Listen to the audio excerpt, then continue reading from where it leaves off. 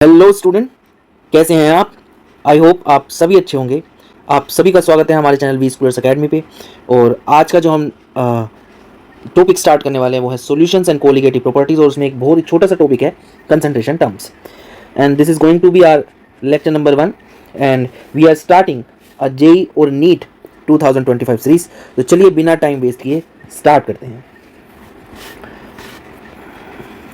तो सॉल्यूशंस को स्टार्ट करने से पहले कुछ टर्मिनोलॉजी को समझ लेते हैं कि सॉल्यूशंस क्या होते हैं, किस किस तरह के होते हैं। तो सबसे पहले आता है हमारा मिक्सचर। मिक्सचर वो चीज़ है विच इज़ कंपोज्ड ऑफ 2 और मोर देन 2 कंपोनेंट। ऐसी चीज़ जो 2 या 2 से ज़्यादा कंपोनेंट से मिलकर बनी हो उसको क्या कहूँगा? मिक्सचर कहूँगा। अब जो मिक्सचर होते हैं वो 2 तरह के होते हैं। एक होते हैं आपके क्या, हेट्रोजीनियस, और एक होते हैं क्या आपके होमोजीनियस। होमोजीनियस मिक्सचर वो होते हैं जिसमें सिंगल फेज होता है। अगर मैं 2 लोगों को मिलाऊं, यानी 2 कंपोनेंट को मिलाऊं, तो उसमें एक ही फेज बनेगा विच इज सिंगल फेज, और वो यूनिफॉर्म होंगे थ्रू आउट। यानी कि कंसंट्रेशन कहीं पे भी अगर मैं मेजर करूं, किसी भी पॉइंट पे अगर मैं मेजर करूं, वो क्या आएगी? सेम आएगी। इसका मतलब क्या है? वो कैसे हैं? यूनिफॉर्म है। इसका एक बहुत ही प्यारा एग्जांपल है शुगर सोल्यूशन। एक और एग्जांपल है सॉल्ट सोल्यूशन, जो कि हम रोजमर्रा जिंदगी में देखते भी हैं। शुगर सोल्यूशन में क्या है? Sugar plus water. आप जब भी शुगर को घोलोगे तो वो कंप्लीटली क्या हो जाएगी? घुल जाएगी। और जितना भी पोर्शन आपने लिया, सपोज आपने क्या लिया? पानी लिया, पानी में क्या करा? शुगर को घोल लिया। अब शुगर को घोल लोगे तो वो क्या करेगी? पूरी की पूरी घुल जाएगी। अब इसको अगर मैं 2 पार्ट में डिवाइड कर दूं, इस सॉल्यूशन को अगर मैं 2 पार्ट में डिवाइड कर दूं, तो जो मिठास ये ए वाले सॉल्यूशन की होगी वही मिठास किसकी होगी? आपके बी वाले सॉल्यूशन की होगी। इट मींस जो शुगर थी वो पूरी तरह अच्छे से घुल गई थी, और अब मैं इसको कितने भी पार्ट्स में डिवाइड करूं, आपकी जो मिठास है वो ए बी सी डी और एन नंबर ऑफ टाइम्स कितने भी पार्ट्स में डिवाइड करूं, सब में क्या आएगी? आपकी सेम आएगी। इसी को क्या कहते हैं? यूनिफॉर्म होना, कि यूनिफॉर्म है सॉल्यूशन हमारा, राइट। और हेट्रोजीनियस कैसे होते हैं भैया? एग्जांपल उसका सैंड प्लस वाटर। अगर आप सैंड को वाटर में मिलाओगे तो सैंड कुछ टाइम बाद क्या करेगा? नीचे जाके सॉल्यूशन में नीचे जाके क्या करेगा? सेटल डाउन हो जाएगा। और इसमें 2 तरह के फेज बन जाएंगे, एक जिसमें सैंड है और दूसरा जिसमें क्या है? सिर्फ आपका वाटर है। और ये कैसा होगा? Non uniform. मतलब सैंड जो है आपकी, जो सेटल डाउन होने के बाद नीचे जो है उसकी कंसंट्रेशन ज़्यादा होगी, और ऊपर अगर इक्का दुक्का पार्टिकल है भी तो उसकी कंसंट्रेशन क्या होगी? आपकी कम होगी। तो इसलिए क्या कहेंगे इसको? Not uniform through out.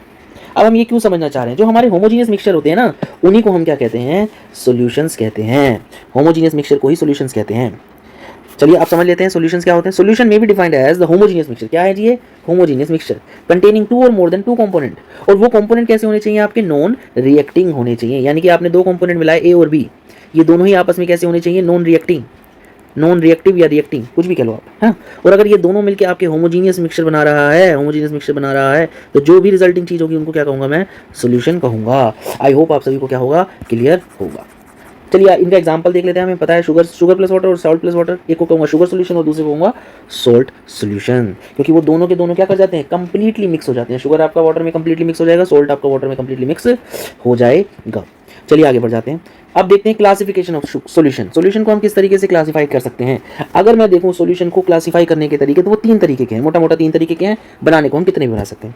मोटा मोटा 3 तरीके की बात करें अगर, तो सबसे पहला तरीका क्या है? On the basis of number of component present. यानी कि आपके सॉल्यूशन में कंपोनेंट कितने प्रेजेंट हैं। अगर 2 कंपोनेंट प्रेजेंट है, कितने? 2 कंपोनेंट प्रेजेंट है, तो उसको कहूँगा क्या? Binary solution. अगर 3 कंपोनेंट प्रेजेंट है तो उसको कहूँगा क्या? Ternary solution. अगर 4 कंपोनेंट प्रेजेंट है तो उसको क्या कहूँगा? आपका क्वाटरनरी सॉल्यूशन। आई होप आप सभी को क्लियर होगा, क्योंकि इसमें सबसे आसान स्टडी करना किसको है? बाइनरी सॉल्यूशन को स्टडी करना सबसे आसान है, तो इसलिए हम जनरली उसी पे फोकस करके चलेंगे। पहले हम समझेंगे बाइनरी क्या है, उसके बाद मूव करेंगे टर्नरी और क्वाटरनरी पे। और कैसे उसको क्लासीफाई कर सकते हैं जी? क्लासीफाई करने का तरीका है on the basis of amount of solute present. Suppose हम किसको स्टडी करेंगे? बाइनरी को। तो बाइनरी में कितने कंपोनेंट है? 2 कंपोनेंट है। बाइनरी में कितने कंपोनेंट है आपके भाई? 2 कंपोनेंट। एक को कहता हूँ क्या? सोल्यूट, दूसरे को क्या कहता हूँ? सोलवेंट। तो ये कहना चाह रहा है कितना अमाउंट ऑफ सोल्यूट आपका सोलवेंट में पड़ा है, उसके बेसिस पे भी मैं क्या कर सकता हूँ? क्लासीफाई कर सकता हूँ। सोल्यूट का अमाउंट अगर ज़्यादा होगा तो उस सॉल्यूशन को कहूँगा कंसंट्रेटेड सॉल्यूशन। अगर सोल्यूट का अमाउंट कम होगा तो उस सॉल्यूशन को कहूँगा डाइल्यूट सॉल्यूशन। तो इसको 2 तरीके से क्लासीफाई किया जा सकता है। When the amount of solute present is less. और कंसंट्रेट कब होगा? When the amount of solute present is more. तो जब कंसंट्रेटेड होगा, जब क्या होगा? तो अमाउंट ऑफ सोल्यूट प्रेजेंट क्या होगा? ज़्यादा होगा। अगर डाइल्यूट है तो कैसा होगा? अमाउंट ऑफ सोल्यूट प्रेजेंट कैसा होगा? कम होगा। तो चलिए आगे बढ़ जाते हैं।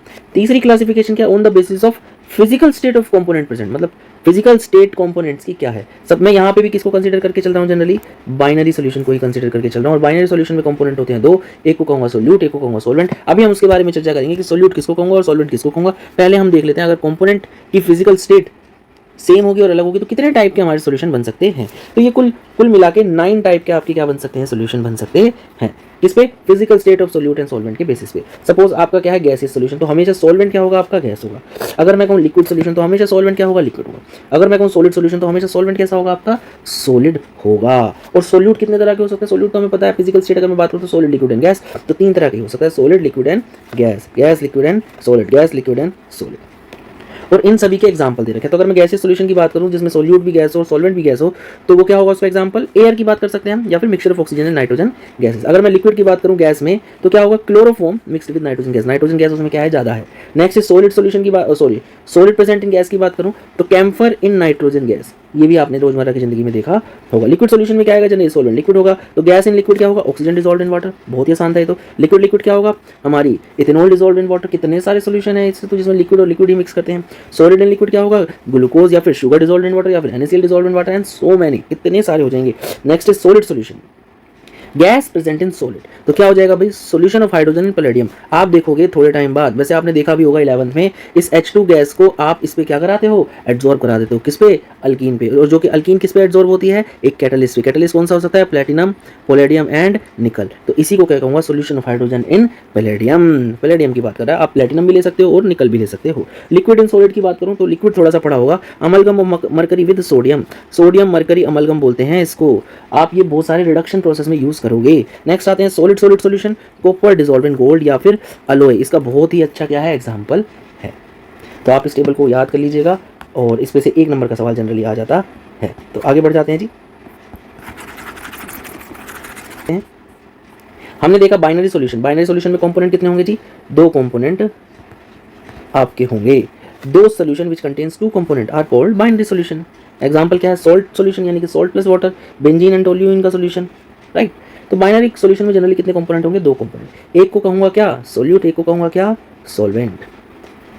अब मेरे को कैसे पता चलेगा कौन सा सोल्यूट है और कौन सा सॉल्वेंट है, उसी के बारे में हम चर्चा करते हैं। सोल्यूट जो होता है उसकी जो फिजिकल स्टेट है वो सॉल्यूशन से जनरली मैच कर भी सकती है और नहीं भी कर सकती है। फिजिकल स्टेट में matches with solution, right. And solvent क्या होगा, जिसकी फिजिकल स्टेट मैच करेगी ही करेगी सॉल्यूशन से। Physical state must matches with solution. समझा देता हूँ जी, समझा देता हूँ। देखो हमने क्या देखा, सॉल्वेंट सॉल्वेंट, तो ये सॉल्यूशन बना। सॉल्यूशन की जो फिजिकल स्टेट है, गैसियस सॉल्यूशन है ना, सॉल्यूशन की फिजिकल स्टेट क्या है, गैसियस है, तो देखो सॉल्वेंट क्या है, गैस है। तो सॉल्वेंट की हमेशा मैच करेगी, पर रेयर केस होगा, कभी कभी होगा जब आपकी क्या कर जाए, सोल्यूट की भी मैच कर जाए। देखिए इसमें लिक्विड है, लिक्विड सॉल्यूशन है, इसमें सॉलिड है, सॉलिड सॉल्यूशन है, तो सॉल्वेंट की हमेशा क्या करेगी, मैच करेगी, राइट। और दूसरा क्या होता है तरीका, अगर फिजिकल स्टेट दोनों की ही सेम हो, सोल्यूट और सॉल्वेंट दोनों की ही सेम हो, तब मैं कैसे डिसाइड करूंगा कि कौन सा सोल्यूट कौन सा सॉल्वेंट। तो जब सोल्यूट वो होगा जो लेस अमाउंट में पड़ा होगा और सॉल्वेंट वो होगा जो मोर अमाउंट में पड़ा होगा। तो चलिए देख लेते हैं, substance present in larger amount, कौन, solvent in a solution is called solvent. या फिर दूसरा क्या है, physical state must matches with solution, right. Solvent की अगर मैं बात करूं, सॉरी सोल्यूट की अगर मैं बात करूं, तो substance present in smaller amount in a solution is called solute, ये कम अमाउंट में पड़ा है। And physical state may matches with solution. I hope आप सभी को क्या होगा, क्लियर होगा। चलिए आगे बढ़ जाते हैं। नेक्स्ट हमारा जो टॉपिक है वो क्या है, कंसंट्रेशन टर्म्स। कंसंट्रेशन टर्म्स क्या है बेसिकली, कि ये जो अमाउंट है किसका, सोल्यूट का, किसमें पड़ा है, सॉल्वेंट में पड़ा है, इसको रिप्रेजेंट करने का तरीका, कि कितना अमाउंट सॉल्वेंट में आपका पड़ा है, इसको रिप्रेजेंट करने के तरीके को ही क्या कहेंगे, कंसंट्रेशन टर्म्स। अलग अलग जगह पे अलग अलग तरह की कंसंट्रेशन टर्म्स यूज हो रही है, होती हैं, तो इस वजह से हम सारी ही कंसंट्रेशन टर्म्स को पढ़ेंगे 1 बाय 1 और सभी यूजफुल हैं अलग अलग जगह पे। तो सबसे पहले आ जाता है कि ये सारी की सारी कंसंट्रेशन टर्म्स किसके लिए हैं, हमारे होमोजीनियस मिक्सचर के लिए या फिर कहूँ सॉल्यूशंस के लिए। तो सबसे पहली कंसंट्रेशन टर्म्स हमारी क्या होगी, सबसे पहली कंसंट्रेशन टर्म्स है परसेंटेज बाय मास या परसेंटेज वेट बाय वेट, इसको कहते हैं परसेंटेज वेट बाय वेट। ये क्या होता है, weight of solute divided bye weight of solution into 100। अब वेट ऑफ सॉल्यूशन क्या होता है, वेट ऑफ सॉल्यूशन जो होता है आपका वो होता है weight of solute plus weight of solvent, दोनों का sum weight of solute plus weight of solvent, दोनों का ही सम क्या होगा आपका सोल्यूशन होगा। तो नीचे ध्यान रखना जी, नीचे सोल्यूशन आ रहा है, ऊपर क्या आ रहा है सोल्यूट, ठीक है राइट। अब मैं कह रहा हूँ परसेंटेज वेट बाय वेट, अगर मैंने आपको दे दिया 10% वेट बाय वेट दे दिया मैंने आपको, इसका मतलब क्या है? इसके मतलब की अगर मैं बात करूँ तो 10% वेट बाय वेट क्या होगा, मान लो कि जो हमारा सोल्यूशन है वो कितने ग्राम था, 100 ग्राम था राइट। तो 10% वेट बाय वेट मतलब क्या होगा, तो 10 ग्राम होगा वो क्या आ जाएगा आपका सोल्यूट, और क्योंकि सोल्यूशन जो है वो सम है सोल्यूट प्लस सॉल्वेंट का, तो सॉल्वेंट कितने ग्राम आ जाएगा जी आपका 90 ग्राम। आई होप आप सभी को ये बात क्लियर होगी। और अगर 10 की जगह मैं x% ले लूँ तो क्या होगा इसका मतलब, इसका मतलब होगा कि आपका सोल्यूट कितने ग्राम है, x ग्राम, आपका जो सॉल्वेंट कितने ग्राम है 100 माइनस x ग्राम, और सोल्यूशन हमने कितना मान लिया था 100 ग्राम। इस तरीके से बात आएगी। चलिए आगे बढ़ जाते हैं। हमारी जो नेक्स्ट कंसंट्रेशन टर्म है वो है परसेंटेज वेट बाय वॉल्यूम। क्या है जी, परसेंटेज वेट बाय वॉल्यूम। तो इसको कैसे डिफाइन करूंगा, wait of solute present in volume of solution into 100 किस लिए मल्टीप्लाई किया है, क्योंकि हम यहाँ पे क्या निकाल रहे हैं, परसेंटेज निकाल रहे हैं। और वॉल्यूम ऑफ सोल्यूशन में कितना मान के चलूंगा, जनरली मान तो कुछ भी सकते हो, मैं मान रहा हूँ 100 ml राइट। तो मान लो मैंने कह दिया आपको 10% वेट बाय वॉल्यूम है, क्या ये भी उसी तरीके की चीजें देगा जो हमें पीछे परसेंटेज वेट बाय वेट ने दी थी। तो 10% वेट बाय वॉल्यूम है, इसका मतलब क्या है आपका, अगर 100 ml सोल्यूशन है, 100 ml सोल्यूशन है तो उसमें 10 ग्राम क्या है आपका सोल्यूट, और सोल्वेंट कितना होगा मैं सोल्वेंट नहीं बता सकता जब तक कि मेरे को डेंसिटी ना दी जाए। डेंसिटी किसकी चाहिए होगी, सोल्यूशन की। तो हमारा जो मास अपॉन वॉल्यूम होता है वो क्या होता है, डेंसिटी। तो मास क्या हो जाएगा, वॉल्यूम इनटू डेंसिटी। अगर वॉल्यूम ऑफ सोल्यूशन और डेंसिटी ऑफ सोल्यूशन मुझे दी जाए तो मास किसका आ जाएगा मेरे पास, मास ऑफ सोल्यूशन आ जाएगा। एक बार इसका मास आ गया तो इसके मास में से मैं सोल्यूट का मास घटा दूंगा, इसके मास में से मैं सोल्यूट का मास घटा दूंगा तो क्या आ जाएगा मेरा सोल्वेंट का मास। अदरवाइज मैं सब्ट्रैक्ट नहीं कर सकता क्योंकि वॉल्यूम और मास के डायमेंशन दोनों की ही क्या है, अलग अलग हैं, तो सब्ट्रैक्शन पॉसिबल नहीं है। आई होप आप सभी को क्लियर होगा। चलिए आगे बढ़ते हैं। एक और कंसंट्रेशन टर्म आती है हमारी क्या, परसेंटेज वॉल्यूम बाय वॉल्यूम। हमने क्या देख लिया, परसेंटेज वेट बाय वेट, हमने क्या देख लिया, परसेंटेज वेट बाय वॉल्यूम, हम क्या देख रहे हैं, परसेंटेज वॉल्यूम बाय वॉल्यूम। इस सिंपल सा है, volume of solute divided by volume of solution into 100 right. तो अगर मैं कह रहा हूँ 10% V बाय V है, ये छोटा भी ऊपर बड़ा भी नीचे बड़ा भी, इसका मतलब क्या है आपका 100 ml, मान लो कि 100 ml मैं मान रहा हूँ, 100 ml सोल्यूशन में आपका 10 ml क्या होगा, सोल्यूट होगा राइट। तो सॉल्वेंट कितना हो जाएगा, अब डायमेंशन सेम है तो अब मैं सब्ट्रैक्ट कर सकता हूँ। तो सॉल्वेंट कितना हो जाएगा आपका 90 ml हो जाएगा। अब आप कहोगे हर बार आप 100 ml क्यों मान रहे हो, सपोज मैं मान लेता हूँ इसको 1000 ml सोल्यूशन मान लेता हूँ राइट। तो 1000 ml का 10% कितना हो जाएगा 100, तो 100 ml किसका हो जाएगा मेरा सोल्यूट का, और आपका 900 ml किसका हो जाएगा सॉल्वेंट का। आई होप आप सभी को ये बात क्लियर होगी कि आप सोल्यूशन का अमाउंट कितना भी मान सकते हैं, अमाउंट या वॉल्यूम, बस उसी के रिस्पेक्ट में आप दूसरी चीजें निकालोगे। आई होप आप सभी को क्या होगा, क्लियर होगा। और यहाँ पे मैं हर किसी तीनों केस में मैंने मान के चला है कि बाइनरी ही सोल्यूशन है। अगर टर्नरी या क्वार्टरनरी होगा तो केस क्या हो जाएंगी या चीजें क्या हो जाएंगी, थोड़ी सी चेंज हो जाएंगी राइट। तो चलिए एक सवाल कर लेते हैं इसी के बेसिस पे। तो सवाल क्या कहता है आपका, if we have 6% weight by weight urea solution with a density 1.060 gram per ml then calculate its strength in gram per liter। तो चलिए आइए सॉल्व करते हैं। आपको दिया है 6% weight by wait, it means 6% weight by wait का मतलब क्या हुआ आपका 6 ग्राम क्या होगा आपका सोल्यूट होगा, और 94 ग्राम क्या होगा आपका सॉल्वेंट होगा, और 100 ग्राम क्या होगा आपका सोल्यूशन होगा। आपको दे रखी है डेंसिटी 1.060 ग्राम पर ml और आपको कैलकुलेट करनी है स्ट्रेंथ इन ग्राम पर लीटर। तो वॉल्यूम ऑफ सॉल्यूशन निकाल लेते हैं सबसे पहले। वॉल्यूम ऑफ सॉल्यूशन अगर मैं निकालूं तो वो होगा हमारा क्या, mass of solution divided by density of solution 1.060, ये क्या आ जाएगा मेरा ml में। तो यानी इतनी वॉल्यूम जो है मेरा 6 ग्राम सोल्यूट रखती है, तो कितनी 100 बाई 1.060 ml आपको कितना रखता है 6 ग्राम सोल्यूट रखती है। तो 1 ml कितनी रखेगी 6 बाई 100 इंटू 1.060, और 1000 ml कितनी रखेगी 6 बाई 100 इंटू 1.060 इंटू 1000, तो यानी ये 1 लीटर हो जाएगा आपका। तो 1 लीटर में इतना मास आपका प्रेजेंट होगा, तो यही क्या हो जाएगी आपकी स्ट्रेंथ हो जाएगी।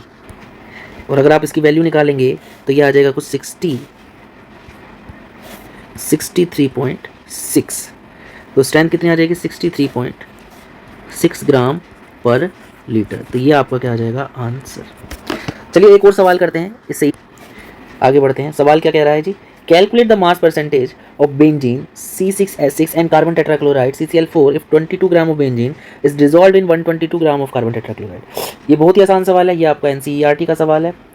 चैप्टर क्या है, 12th क्लास की केमिस्ट्री बुक का इंटेक्स क्वेश्चन है जी, राइट। और बहुत ही आसान सवाल है, चलिए करते हैं। आपको निकालना है मास परसेंट, बहुत आसान चीज़ निकालनी है आपको, मास परसेंट निकालना है। किसका निकालना है, of benzene and carbon tetrachloride, दोनों का ही निकाल दो। If 22 gram of benzene is dissolved in 122 gram of carbon tetrachloride, तो mass percent weight by weight of किसका निकाल रहा हूँ मैं, सबसे पहले बेंजीन का निकाल रहा हूँ। तो कैसे निकालूंगा, मास ऑफ बेंजीन यानी कि 22 gram divided by mass of solution यानी सोल्यूट प्लस सॉल्वेंट। तो 22 किसका हो गया, बेंजीन का हो गया, प्लस 122 इनटू में क्या आ जाएगा 100। ये परसेंटेज वेट बाय वेट किसका आ जाएगा, बेंजीन का। अगर मुझे दूसरे का निकालना हो, किसका, CCl4 का, तो वो क्या आ जाएगा जी, 122/22 प्लस 122 इंटू 100। या तो इस वाले को मैं 100 से घटा सकता था, तो इसकी वैल्यू कितनी आ जाएगी, पहले वाले की वैल्यू आ जाएगी 15.27% और दूसरे वाले की कितनी आ जाएगी जी, अगर आप निकालेंगे तो वो आ जाएगा 84.72%। तो ये आ जाएगा आपका मास परसेंट। तो चलिए और कंसंट्रेशन टर्म्स की बात करते हैं। नेक्स्ट कंसंट्रेशन टर्म्स जो है वो है हमारी मोल परसेंट। जैसे मास परसेंट है वैसे ही मोल परसेंट निकाल रहे हैं। तो मोल परसेंट क्या कहता है जी, moles of solute divided by total moles into 100, right. तो मान लीजिए कि आपका बाइनरी सॉल्यूशन था, इसमें आपके दो कंपोनेंट थे, एक A एक B। जो आपका A कंपोनेंट है वो आपका क्या है, सोल्यूट है, और जो B कंपोनेंट है वो क्या है, आपका सॉल्वेंट। A कंपोनेंट के मोल्स होंगे Na, B कंपोनेंट के मोल्स होंगे Nb, राइट। तो आपको अगर मोल परसेंट निकालना हो सोल्यूट का, तो कैसे निकालोगे जी आप, मोल परसेंट हो जाएगा number of moles of solute divided by total number of moles which is Na plus Nb into में क्या आ जाएगा 100, क्योंकि आप क्या निकाल रहे हो, परसेंटेज निकाल रहे हो। आई होप आप सभी को क्या होगा, क्लियर होगा। नेक्स्ट आ जाता है हमारा क्या, मोल फ्रैक्शन, यानी फ्रैक्शन कितना है किसी एक कंपोनेंट का सारे मोल्स में। तो इसका मतलब क्या है, मोल फ्रैक्शन। इसको किससे रिप्रेजेंट करता हूँ, जाई से, एक डंडा सीधा एक लहराता हुआ, इसको कहते हैं जाई। तो ये क्या होता है, ये भी कुछ कुछ सेम सही होता है, बस मोल परसेंट से हल्का सा अलग होगा, इसमें परसेंटेज नहीं निकाल रहा हूँ मैं। तो ये क्या होगा, moles of solute divided by total moles. Again आपका क्या है, मान लीजिए कि आपका जो सोल्यूशन है वो कैसा है, बाइनरी है। तो मैं अगर मोल फ्रैक्शन निकालूँ ए की टर्म्स में, तो वो हो जाएगा moles of A divided by total moles. अगर मैं मोल फ्रैक्शन निकालूं बी की टर्म्स में, तो वो हो जाएगा moles of B divided by total moles. अगर मैं निकालूं chi A plus chi B, यानी mole fraction of A plus mole fraction of B, वो हो जाएगा आपका Na by Na plus Nb plus Nb by Na plus Nb, और इन दोनों को सम करूंगा तो ये किसके बराबर आ जाएगा, 1 के। यानी कि सभी का मोल फ्रैक्शन का सम क्या हो जाएगा, 1। सपोज यहाँ पे n आपके होते नंबर ऑफ कंपोनेंट किसी एक सॉल्यूशन में, तो n कंपोनेंट होते तो क्या आ जाता, mole fraction of 1, mole fraction of 2 and so on up to mole fraction of n component, क्या आता, उन सभी का सम क्या आता, 1 ही आता। आई होप आप सभी को ये बात क्लियर होगी। तो चलिए आगे बढ़ जाते हैं। एक और चीज़ जो इसकी बहुत इंपॉर्टेंट है, ये कैसी क्वांटिटी है आपकी, यूनिट लेस है, इसकी कोई भी यूनिट नहीं है। अगर मैं टेम्परेचर की बात करूं तो ये कैसा है, टेम्परेचर इंडिपेंडेंट होता है। चलिए आगे बढ़ जाते हैं। नेक्स्ट हमारी जो कंसंट्रेशन टर्म है वो क्या है, मोलैरिटी। तो पहले मोलैरिटी समझ लेते हैं होती क्या है। मोलैरिटी जो होती है, it may be defined as the number of moles of solute dissolved in 1 litre of solution. तो यानी moles of solute 1 litre solution में पड़े हों, उसी को क्या कहूँगा, मोलैरिटी कहूँगा। क्योंकि इसमें वॉल्यूम ऑफ सॉल्यूशन यूज की गई है, इसलिए ये कैसी हो जाती है, टेम्परेचर डिपेंडेंट, राइट। और इसकी अगर यूनिट की बात करूँ तो इसकी जो यूनिट होगी वो क्या होगी, मोल पर लीटर। और इसको किससे, मोल पर लीटर को एक छोटी सिंबल से भी डिनोट किया जाता है, कैपिटल M से। आई होप आप सभी को क्लियर होगा। तो इसका फॉर्मूला बनाने की कोशिश करते हैं। सपोज आपके पास क्या है, बाइनरी सॉल्यूशन, इसमें दो कंपोनेंट है, एक A एक B, B को सोल्यूट मान लेता हूँ और A को सॉल्वेंट मान लेता हूँ। तो मोल ऑफ A क्या हो जाएंगे, Na, मोल ऑफ B क्या हो जाएंगे, Nb, वॉल्यूम ऑफ A क्या हो जाएगा, Va, वॉल्यूम ऑफ B क्या हो जाएगा, Vb, वॉल्यूम ऑफ सॉल्यूशन क्या हो जाएगा आपका V, ऐसा मान लेता हूँ, right. Volume of solution Vs। तो चलिए अब करते हैं। तो मोल्स ऑफ सोल्यूट चाहिए आपको, मोल्स ऑफ सोल्यूट क्या है, Nb, और वॉल्यूम ऑफ सॉल्यूशन चाहिए आपको, किस में चाहिए, लीटर में चाहिए, राइट। ऐसा कुछ हो जाएगा। ये क्या आ जाएगी आपकी मोलैरिटी। अगर मैं इसको और खोल के लिखूं, यानी कि आपको कोई एक सोल्यूट दे रखा है जिसका थोड़ा सा अमाउंट आपने थोड़े पानी में डाला था, तो सोल्यूट का मास क्या हो जाएगा, WB। और सोलवेंट का हो जाएगा डब्ल्यू। तो यहाँ पे तो सिर्फ सोल्यूट का ही चाहिए, तो W B by M B. M B क्या है आपका? मोलिकुलर वेट ऑफ सोल्यूट, ये मोलिकुलर वेट है। तो ये मोल्स बन गए आपके, इनटू में वॉल्यूम ऑफ सोल्यूशन।